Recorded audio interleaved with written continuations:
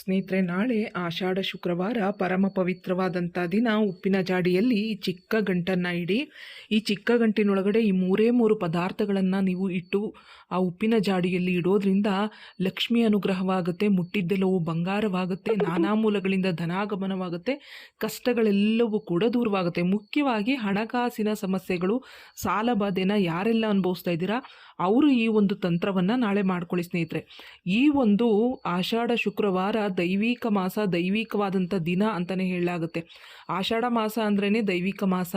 ಈ ಮಾಸದಲ್ಲಿ ಮಾಡುವಂಥ ಪೂಜೆ ಪುನಸ್ಕಾರಗಳು, ತಂತ್ರಗಳು ನಮಗೆ 100ಕ್ಕೆ 100ರಷ್ಟು ಫಲವನ್ನು ಕೊಡುತ್ತೆ ಅಂತಲೇ ನಮಗೆ ಶಾಸ್ತ್ರಗಳಲ್ಲಿ ತಿಳಿಸ್ಕೊಟ್ಟಿದ್ದಾರೆ ಸ್ನೇಹಿತರೆ. ತಂತ್ರಶಾಸ್ತ್ರದಲ್ಲಿ ತಿಳಿಸ್ಕೊಟ್ಟಿರುವಂಥ ಈ ಉಪ್ಪಿನ ಜಾಡಿಯ ಒಂದು ಪರಿಹಾರವನ್ನು ಮಾಡ್ಕೊಂಡು ನೋಡಿ. ಹಣಕಾಸು ವಿಪರೀತವಾಗಿ ವೃದ್ಧಿಯಾಗುತ್ತೆ, ಆಶ್ಚರ್ಯ ಪಡುವಷ್ಟರ ರೀತಿಯಲ್ಲಿ ಜೀವನ ಬದಲಾಗುತ್ತೆ. ಯಾವುದಾದ್ರೂ ಒಂದು ಮೂಲದಿಂದ ಹಣ ಬರ್ತಾನೇ ಹೋಗುತ್ತೆ ಸ್ನೇಹಿತರೆ. ಇದೊಂದು ಶ್ರೀಮಂತಿಕೆಯ ಗುಟ್ಟು ಸ್ನೇಹಿತರೆ, ಶ್ರೀಮಂತಿಕೆಯ ಗುಟ್ಟು ಇದು.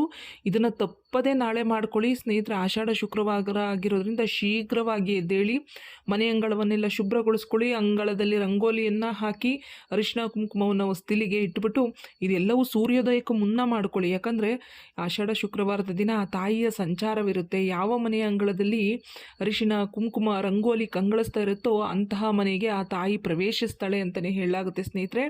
ಹಾಗೆ ಮನೆಯನ್ನೆಲ್ಲ ಚೆನ್ನಾಗಿ ಗುಡಿಸಿ ಶುಭ್ರ ಮಾಡಿಕೊಂಡು ನೆಲವರಿಸುವಂಥ ನೀರಿನಲ್ಲಿ ಸ್ವಲ್ಪ ಕಲ್ಲುಪ್ಪು ಅರಿಶಿನವನ್ನು ಹಾಕ್ಕೊಂಡು ನೆಲವರಿಸ್ಕೊಳ್ಳಿ. ಈ ರೀತಿ ನೀವು ಮಾಡಿ ನೋಡಿ, ಖಂಡಿತ ನಿಮ್ಮ ಮನೆಯಲ್ಲಿರುವಂತಹ ಸಂಪೂರ್ಣ ದಾರಿದ್ರ್ಯ ನಿವಾರಣೆ ಆಗುತ್ತೆ ಸ್ನೇಹಿತರೆ. ತುಂಬ ಕಷ್ಟ ಆಗ್ತದೆ, ಮನೆಯಲ್ಲಿ ಹಣ ನಿಲ್ತಿಲ್ಲ, ಕಷ್ಟಗಳ ಮೇಲೆ ಕಷ್ಟಗಳಾಗ್ತದೆ, ಯಾವುದೇ ಒಂದು ಕೆಲಸದಲ್ಲಿ ಕೈ ಇಟ್ಟರು ಕೂಡ ಅಲ್ಲಿ ನಿಮಗೆ ಶುಭ ಫಲಗಳು ಜರುಗ್ತಾ ಇಲ್ಲ ಅಂತಂದರೆ ಈ ಪ್ರಕಾರದಲ್ಲಿ ಮಾಡ್ಕೊಂಡು ನೋಡಿ. ನಿಮಗೆ ದಿನದಿಂದ ದಿನಕ್ಕೆ ನಿಮ್ಮ ಜೀವನದಲ್ಲಿ ಬದಲಾವಣೆಗಳನ್ನ ನೀವು ಗಮನಿಸ್ತಾ ಹೋಗ್ತೀರಾ. ಯಾವುದೇ ರೀತಿ ಕಷ್ಟಗಳಾಗೋದಿಲ್ಲ, ವೃತ್ತಿ ಜೀವನದಲ್ಲಿ ಒಳ್ಳೆ ಯಶಸ್ವಿಯನ್ನು ಸಾಧಿಸ್ತೀರಾ. ಏನೋ ಒಂದು ಆಸ್ತಿ ವಿವಾದ ಇದ್ದರೆ ಆಸ್ತಿ ಕೂಡ ನಿಮ್ಮಂಥದ್ದಾಗುತ್ತೆ, ಸಾಲಗಳು ತೀರ್ತಾ ಹೋಗುತ್ತೆ. ಹಾಗೆ ವ್ಯಾಪಾರ ವಹಿವಾಟು ಮಾಡೋವಂಥವ್ರಿಗೆ ವ್ಯಾಪಾರದಲ್ಲಿ ಹೆಚ್ಚು ಲಾಭವನ್ನು ನೋಡ್ತಾ ಹೋಗ್ತೀರಾ. ಈ ಒಂದು ಚಿಕ್ಕ ಗಂಟನ್ನು 9 ದಿನಗಳ ಕಾಲ ಇಟ್ಕೊಳ್ಳಿ ಸ್ನೇಹಿತರೆ. ಜಾಸ್ತಿ ದಿನ ನೀವು ಇಡಬೇಕಾಗಿಲ್ಲ, 9 ದಿನ ನೀವು ಈ ದಿನ ಇಟ್ಕೊಳ್ಬಹುದು. ತಿಂಗಳಾನ್ಗಟ್ಟಲೆ ಇಡ್ತೀನಿ ಅಂದ್ರೂ ಇಡಬಹುದು. ಆದರೆ ನಾವು ಇಲ್ಲಿ ಇಡುವಂಥ ಪದಾರ್ಥಗಳ ಮೇಲೆ ಇದು ಬಹಳ ಮುಖ್ಯ ಆಗುತ್ತೆ. ನಾನಿವತ್ತು ತಿಳಿಸ್ಕೊಡುವಂಥ ಈ ಮೂರೇ ಪದಾರ್ಥಗಳನ್ನು ನೀವು ಇಟ್ಟು ನೋಡಿ ಸ್ನೇಹಿತರೆ.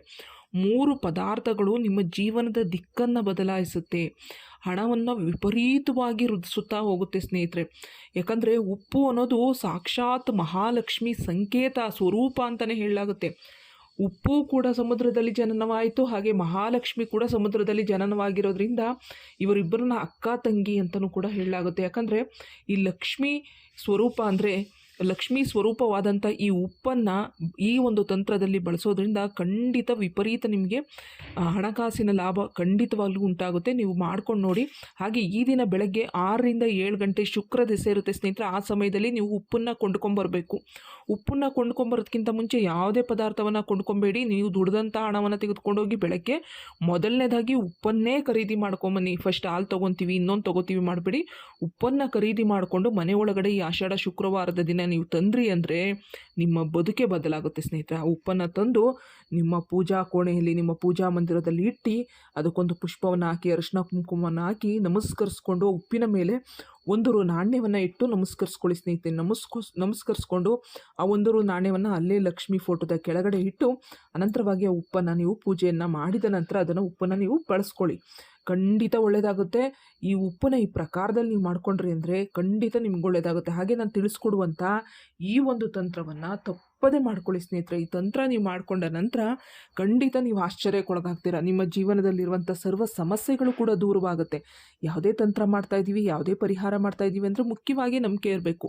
ನಂಬಿಕೆ ಇದ್ದರೆ ಮಾತ್ರ ಪರಿಹಾರಗಳು ನಮಗೆ ಫಲವನ್ನು ಕೊಡ್ತವೆ ಸ್ನೇಹಿತರೆ. ಹಾಗಾಗಿ ಉಪ್ಪನ್ನು ನೀವು ಯಾವುದೇ ಕಾರಣಕ್ಕೂ ಪ್ಲಾಸ್ಟಿಕ್ ಡಬ್ಬದಲ್ಲಿ, ಸ್ಟೀಲ್ ಡಬ್ಬದಲ್ಲಿ ಇಡಬೇಡಿ. ಕಬ್ಬಿಣ ಮತ್ತು ಪ್ಲಾಸ್ಟಿಕ್ ಏನಿರುತ್ತೆ ಅದು ನಿಮಗೆ ದಾರಿದ್ರ್ಯತೆಯನ್ನು ತಂದು ಕೊಡುತ್ತೆ. ಉಪ್ಪನ್ನು ಜಾಡಿಯಲ್ಲಿ ಇಡಿ, ಇಲ್ಲ ಗಾಜಿನ ಬಾಟ್ಲಲ್ಲಿ ಇಡಿ. ಸಾಧ್ಯವಾದಷ್ಟು ಉಪ್ಪನ್ನು ಕಾಣದೇ ಇರೋ ಥರ ಜಾಡಿಯಲ್ಲಿಟ್ಟರೆ ಒಳ್ಳೆಯದು. ಉಪ್ಪು ನಮಗೆ ಟ್ರಾನ್ಸ್ಪರೆಂಟಾಗಿ ಕಾಣ್ತಾ ಇದೆ ಅಂತಂದರೆ ಅದು ಅಷ್ಟೊಂದು ಶುಭ ಅಲ್ಲ ಅಂತಲೇ ಹೇಳ್ತಾರೆ. ಹಾಗಾಗಿ ಜಾಡಿಯನ್ನು ತೆಗೆದಿಟ್ಕೊಂಡು ಜಾಡಿಯಲ್ಲಿ ಹಾಕ್ಕೊಳ್ಳಿ. ತುಂಬಾ ಒಳ್ಳೆಯದಾಗುತ್ತೆ ಸ್ನೇಹಿತರೆ. ಅದೃಷ್ಟ ನಿಮ್ಮನ್ನು ಹುಡುಕಿಕೊಂಡು ಬರುತ್ತೆ, ಬೆನ್ನಟ್ಟಿ ಬರುತ್ತೆ. ಹಾಗೆ ನಾನು ತಿಳಿಸ್ಕೊಡುವ ಈ ಪದಾರ್ಥಗಳನ್ನು ನೀವು ಉಪ್ಪಿನ ಜಾಡಿಯಲ್ಲಿ ಹಾಕ್ಕೊಳ್ಳಿ. ತೆಗೆದುಕೊಳ್ಳಿ ಸ್ನೇಹಿತರೆ. ಇದಕ್ಕೆ ನೀವು ಬಳಸಬೇಕಾಗಿರೋದು ಕೆಂಪು ಬಟ್ಟೆ ಬೇಕಾಗುತ್ತೆ ಸ್ನೇಹಿತರೆ. ಒಂದು ಚಿಕ್ಕದಾದಂಥ ಒಂದು ಕೆಂಪು ಬಟ್ಟೆಯನ್ನು ತೆಗೆದುಕೊಳ್ಳಿ. ಆ ಕೆಂಪು ಬಟ್ಟೆಯನ್ನು ತೆಗೆದುಕೊಂಡು ಅದನ್ನು ಶುಭ್ರವಾಗಿ ತೊಳೆದು ಚೆನ್ನಾಗಿ ಒಣಗಿಸಿ ಇಟ್ಕೊಳ್ಳಿ. ಈ ಒಂದು ತಂತ್ರವನ್ನು ನೀವು ಸಾಯಂಕಾಲ ಗೋಧೂಳಿ ಸಮಯದಲ್ಲಿ ಮಾಡ್ಕೊಳ್ಳಿ. ನಾನು ತಿಳಿಸ್ಕೊಡುವಂಥ ಈ ಒಂದು ಸಮಯದಲ್ಲಿ ನೀವು ಮಾಡಿಕೊಳ್ಳಿ. ಪ್ರದೋಷ ಸಮಯ 5 ಗಂಟೆ 15 ನಿಮಿಷ, 5 ಗಂಟೆ 45 ನಿಮಿಷದಿಂದ 6 ಗಂಟೆ 15, 5:45ರಿಂದ 6:15 ಈ ಸಮಯ ಏನಿದೆ ನೋಡಿ, ಈ ಸಮಯದಲ್ಲಿ ನೀವು ಖಂಡಿತವಾಗ್ಲಿ ಈ ಒಂದು ಪರಿಹಾರವನ್ನು ಮಾಡ್ಕೊಳ್ಳಿ. ಯಾವ ಸಮಯದಲ್ಲಿ ಮಾಡಿಕೊಂಡ್ರೂ ಆಗುತ್ತೆ ಸ್ನೇಹಿತರೆ ಈ ದಿನ. ಆದರೆ ಇದೊಂದು ಪ್ರದೋಷ ಸಮಯ ಏನಿದೆ ಸ್ನೇಹಿತರೆ, ಆ ಸಮಯದಲ್ಲಿ ನೀವು ಮಾಡಿಕೊಂಡ್ರೆ ಸಂಕಲ್ಪಪೂರ್ವಕವಾಗಿ 100% ಅಲ್ಲ 1000% ಅದು ನಡೆಯುತ್ತೆ ಸ್ನೇಹಿತರೆ. ನೀವು ಮಾಡ್ಕೊಂಡು ನೋಡಿ, ನಿಮಗೆ ಗೊತ್ತಾಗುತ್ತೆ. ಈ ಒಂದು ಉಪ್ಪಿಗೆ ಏನೆಲ್ಲ ಪದಾರ್ಥಗಳನ್ನು ಸೇರಿಸಬೇಕು ಅಂದರೆ, ಒಂದು ಕೆಂಪದಾದಂಥ ಬಟ್ಟೆಯನ್ನು ರೆಡಿ ಮಾಡಿಟ್ಕೊಳ್ಳಿ. ಆ ಕೆಂಪದಾದ ಬಟ್ಟೆಗೆ ಒಂದು ಗುಂಡು ಅಡಿಕೆ ತೆಗೆದುಕೊಳ್ಳಿ ಸ್ನೇಹಿತರೆ. ಒಂದು ಗುಂಡು ಅಡಿಕೆಯನ್ನು ತೆಗೆದುಕೊಳ್ಳಿ.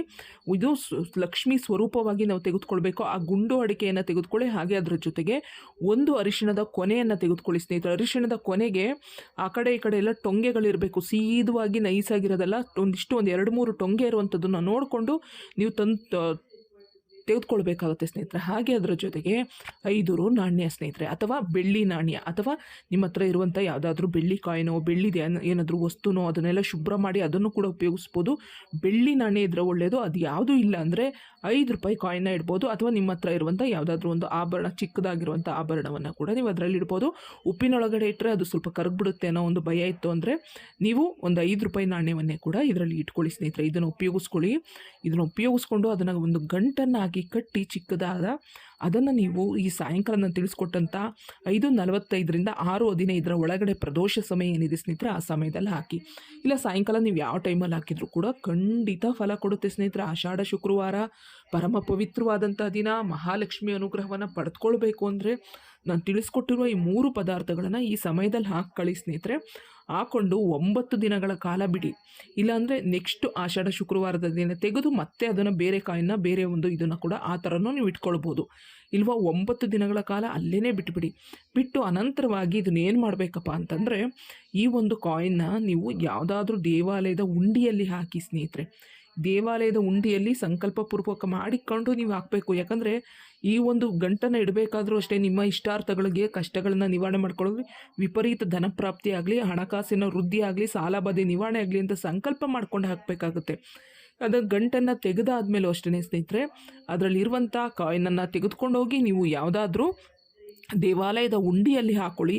ಉಂಡಿಯಲ್ಲಿ ಹಾಕಿ ಅನಂತರವಾಗಿ ಇದರಲ್ಲಿರುವಂತಹ ಅಡಿಕೆ ಮತ್ತು ಇದರಲ್ಲಿರುವಂತಹ ಅರಿಶಿಣದ ಕೊನೆ ಇವೆರಡನ್ನು ಹಸಿರು ಗಿಡದಲ್ಲಿ ಹಾಕಿ, ಹರಿಯುವ ನೀರಿನಲ್ಲಿ ಹಾಕಿ, ಎಲ್ಲಾದರೂ ಯಾರು ತುಣಿದಿಲ್ದಿರುವಂಥ ಜಾಗದಲ್ಲಿ ನೀವು ಹಾಕ್ಬೋದು. ಅಥವಾ ತುಳಸಿ ಗಿಡದ ಬುಡದಲ್ಲಿ ನೀವು ಅದನ್ನು ಹೂತಾಕ್ಬೋದು. ತುಳಸಿ ಗಿಡದ ಬುಡದಲ್ಲಿ ಹೂತಾಕಿದ್ರೂ ಕೂಡ ನಿಮಗೆ ಅದೃಷ್ಟ ಕೂಡಿ ಬರುತ್ತೆ. ಆ ಲಕ್ಷ್ಮಿ ಅನುಗ್ರಹವಾಗುತ್ತೆ, ಕಷ್ಟಗಳೆಲ್ಲವೂ ದೂರವಾಗುತ್ತೆ. ಆ ಉಪ್ಪಿನ ಸಮೇತವಾಗಿ ಹಣ, ಅದೃಷ್ಟ, ಐಶ್ವರ್ಯ ನಿಮ್ಮನ್ನು ಹುಡುಕಿಕೊಂಡು ಬರುತ್ತೆ. ದಿನದಿಂದ ದಿನಕ್ಕೆ ನಿಮಗೆ ಯಾವುದೇ ರೀತಿ ಸಮಸ್ಯೆಗಳಿಲ್ಲದಂತೆ ನೆಮ್ಮದಿಯುತವಾದಂತಹ ಬದುಕನ್ನು ಕಟ್ಕೊಳ್ತೀರಾ. ಈ ಉಪ್ಪನ್ನು ನಾವು ಉಪಯೋಗಿಸ್ಬೋದಾ? ನೀವು ನಿತ್ಯ ಯಾವ ಪ್ರಕಾರದಲ್ಲಿ ಉಪಯೋಗಿಸ್ತೀರೋ ಅದೇ ಪ್ರಕಾರದಲ್ಲಿ ಉಪಯೋಗಿಸ್ಕೊಳ್ಳಿ. ಉಪ್ಪಿನ ತಳಭಾಗದಲ್ಲಿ, ಸ್ವಲ್ಪ ತಳಭಾಗದಲ್ಲಿ ಈ ಗಂಟನ್ನು ಹಿಡಿ ಸ್ನೇಹಿತರೆ. ಇಷ್ಟೇ ನೀವು ಮಾಡಬೇಕಾಗಿರೋದು. ಈ ಪ್ರಕಾರದಲ್ಲಿ ಮಾಡ್ಕೊಂಡು ನೋಡಿ, ನಿಮ್ಮ ಜೀವನದ ದಿಕ್ಕೇ ಬದಲಾಗ್ತಾ ಹೋಗುತ್ತೆ. ಹಣ, ಅದೃಷ್ಟ, ಐಶ್ವರ್ಯ ನಿಮ್ಮನ್ನು ಹುಡುಕಿಕೊಂಡು ಬರುತ್ತೆ. ಕಷ್ಟಗಳು, ಬಾಧೆ, ಬಂಧನಗಳು ದೂರವಾಗುತ್ತೆ. ಆ ಉಪ್ಪಿನ ಸಮೇತವಾಗಿ ಲಕ್ಷ್ಮಿ ನಿಮ್ಮ ಮನೆಗೆ, ನಿಮ್ಮ ಅಡುಗೆ ಮನೆಯಲ್ಲಿ, ನಿಮ್ಮ ದೇವರ ಕೋಣೆಯಲ್ಲಿ, ನಿಮ್ಮ ಮನೆಯಲ್ಲಿ, ನಿಮ್ಮ ಹಣ ಇಡುವಂಥ ಜಾಗದಲ್ಲಿ ಆ ತಾಯಿ ಬಂದು ನೆಲೆಯೂರಿ ಕೂರ್ತಾಳೆ ಸ್ನೇಹಿತರೆ. ಹಾಗಾಗಿ ಈ ಪ್ರಕಾರದಲ್ಲಿ ಮಾಡ್ಕೊಂಡು ನೋಡಿ. ಇವತ್ತಿನ ಈ ವಿಡಿಯೋ ಉಪಯುಕ್ತವಾಗಿದ್ದರೆ ವಿಡಿಯೋಗೊಂದು ಲೈಕ್ ಕೊಟ್ಟು, ಹೊಸಬರಾಗಿದ್ದರೆ ಸಬ್ಸ್ಕ್ರೈಬ್ ಮಾಡ್ಕೊಳ್ಳಿ. ಧನ್ಯವಾದಗಳು.